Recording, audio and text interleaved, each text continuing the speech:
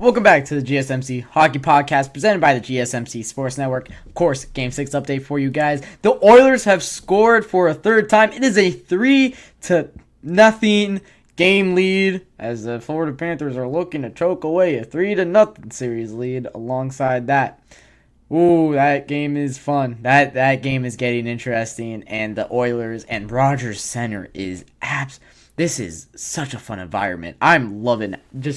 I talked to you guys about how exciting the Rogers Center was when they played Vancouver in the second round. We're in the Stanley Cup Finals now, and it's unlike anything that I've seen. Truly, the environment in that building is so much fun. But 3-0 for the Edmonton Oilers. Don't call it a comeback. All right, getting into this third segment of the night, NHL Trade Rumor Roundup. All right, the first name I have to talk about is Pavel Buchnevich. His future with the St. Louis Blues was the subject of speculation. According to the Hockey News is where I'm getting my rumor source here. Pavel Buchnevich's future with the St. Louis Blues had a lot of speculation during the NHL trade deadline in March. He is 29 years old. The winger has a year left on his contract with a cap hit of $5.8 million. I believe that is a year left after this offseason, so he would still be under contract through this offseason, basically. In April, Lou Korak reported that Blues general manager Doug Armstrong was interested in signing Buchnevich to a contract extension. Armstrong could offer the winger a 6 to 8 year deal with an average annual value between $7 million and $8 million. And then on Monday, Armstrong said that the talks with Buchnevich's camp were really good. He also acknowledged the winger would be 30 when the contract began. So that's the interesting part of all this. You have Pavel Buchnevich, who the Blues clearly want to keep on board. However, you're going to give him around a $7 to $8 million per year deal, which would be on line of like a JT Miller, a Mark Scheifele of the Winnipeg Jets kind of deal for 6 to 8 years for a 30-year-old winger. I would be worried. I feel like that contract can only bite you in the butt coming, in the future years here. So I'd be worried for the Blues. But of course, this is the biggest name that was really on the trade debt block come in March. He never got dealt, and now we're coming into this offseason where he definitely is the talk of the town for a lot of teams that are looking for. Pavel Buchnevich is a perfect winger for a lot of teams. Can slot right on that first line, maybe even second line for a bunch of these teams.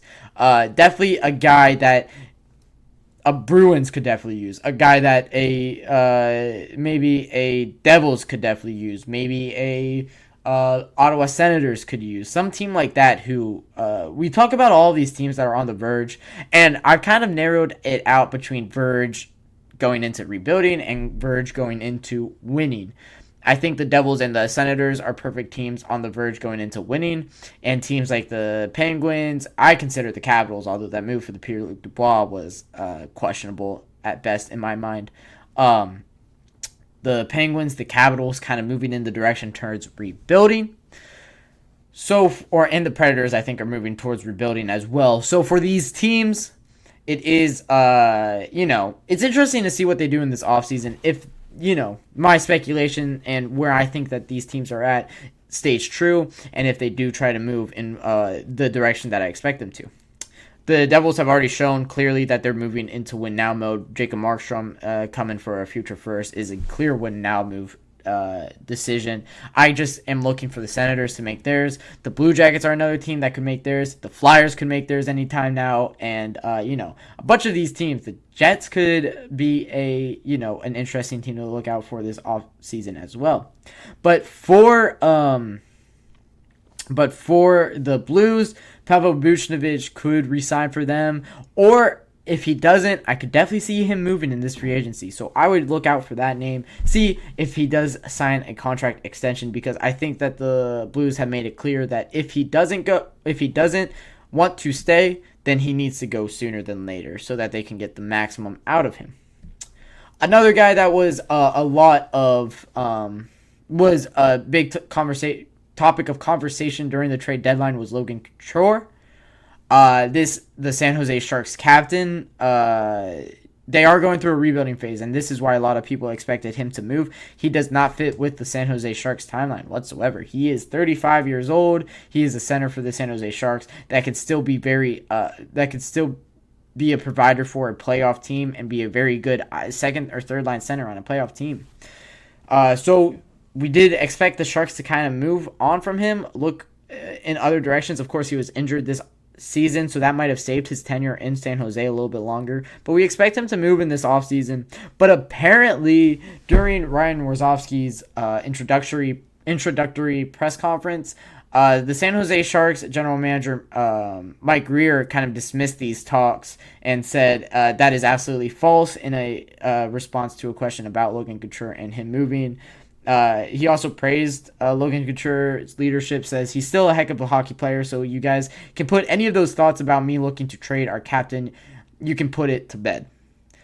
Clearly dismissing this. So Logan Couture won't be on the move. That was a huge name during the trade deadline, and I expected him to be a huge name during this offseason. I didn't think that he would be on the San Jose Sharks. I mean, it makes so much sense. I just went through why it makes so much sense. But they say they don't want to move him, and it makes sense. I mean, it makes sense and it doesn't make sense at the same time. You have a 35-year-old on a team that's full of a bunch of 20-something-year-olds who are trying to rebuild, trying to grow for the future. He will be long gone from the San Jose Sharks before they win a Stanley Cup, but before they even make the playoffs, they are very far away. They have Will Smith coming up. They have Macklin Celebrini in this draft class that will go to them. They've already tipped their hat on that. I forget the exact how exactly they did it, but they pretty much all but announced that Macklin Celebrini is a San Jose Shark already. Of course, they have the number 1 overall pick. No real point to not say it, I guess. Everybody knows Macklin Celebrini is going number 1 in this draft too. So, but for the San Jose Sharks, not moving Logan Couture does make sense a little bit. He is your captain. You are looking to develop a bunch of young players. Who is a better player for Logan or for Will Smith to look up to, or for Macklin Celebrini to look up to, than a Logan Couture? Both of these guys are, I would say, more undersized when it comes to the center position. Both of them are pretty. I think Macklin is like 5'11". Will Smith is around that.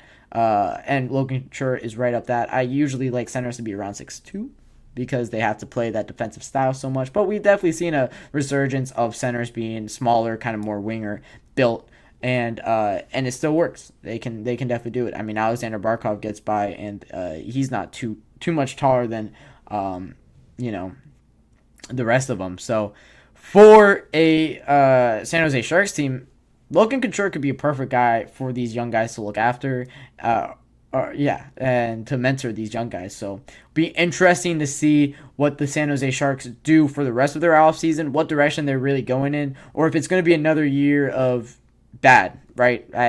No other way to put that. They didn't really tank, but they weren't good this past year, and I mean, everybody knows that. Another name that I already mentioned earlier in this podcast in the first segment, but in case you guys did miss it, Cam Atkinson from the Philadelphia Flyers. I think that the Flyers have already tipped their cap a little bit on him definitely moving.